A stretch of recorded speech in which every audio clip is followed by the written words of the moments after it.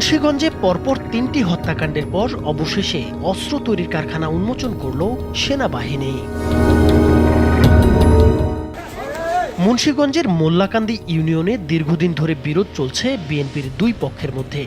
একটি পক্ষের নেতৃত্বে রয়েছেন ইউনিয়ন বিএনপির সভাপতি ওয়াহিদ রায়হান ও জেলা বিএনপির আহ্বায়ক কমিটির সদস্য আতিক মল্লিক। প্রতিপক্ষের নেতৃত্ব দিচ্ছেন সদর উপজেলা বিএনপির যুগ্ম সাধারণ সম্পাদক উজির আহমেদ এবং ইউনিয়ন বিএনপির সাবেক সহসভাপতি আওলাদ হোসেন।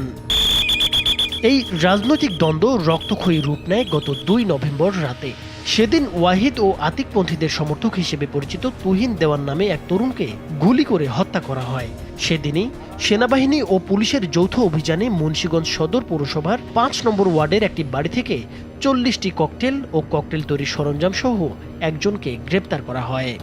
সেনাবাহিনী জানায়, স্থানীয় গোয়েন্দা তথ্যের ভিত্তিতে তারা জানতে পারে পৌরসভার ৫ নম্বর ওয়ার্ডের একটি বাসায় বিদেশি কয়েকজন ব্যক্তি ভাড়া থাকেন। এমন তথ্যের ভিত্তিতে সেনাবাহিনী ও পুলিশের যৌথ টহল দল তাৎক্ষণিকভাবে ওই বাসায় অভিযান চালিয়ে ৪০টি ককটেল তৈরির বিভিন্ন সরঞ্জাম সহ ৯৫টি জার এবং একই ব্যক্তির নামে ২টি পাসপোর্ট উদ্ধার করা হয়। এ সময় স্থানীয় হাসান নামের এক ব্যক্তিকে ঘটনাস্থল থেকে আটক করা হয়। এরপর মাত্র এক সপ্তাহের ব্যবধানে ১০ নভেম্বর ভোর ৫টার দিকে আবারও গুলিতে নিহত হন আরিফ মীর নামের এক যুবক। এ সময় গুলিবিদ্ধ হন আরও দুজন।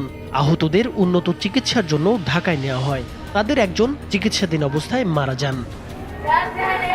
এর পরদিনই উত্তপ্ত পরিস্থিতির মধ্যে সেনাবাহিনী ও পুলিশের যৌথ দল আবারও অভিযানে নামে। সেই অভিযানেই উন্মোচিত হয় এই দেশীয় অস্ত্র তৈরির কারখানা। ১১ নভেম্বর রাতে মুন্সিগঞ্জ সদর আর্মি ক্যাম্পের টহল দল অভিযান পরিচালনা করে।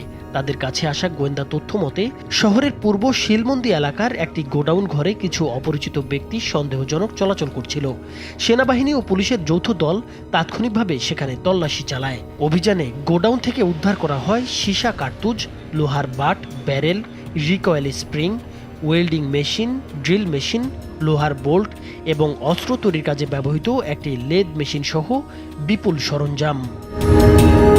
গোয়েন্দা সূত্রে জানা গেছে, আসন্ন জাতীয় সংসদ নির্বাচন ও ১৩ই নভেম্বরকে কেন্দ্র করে নাশকতামূলক কর্মকাণ্ডের প্রস্তুতি হিসেবে ওই স্থানে এসব অস্ত্র তৈরির কাজ চলছিল।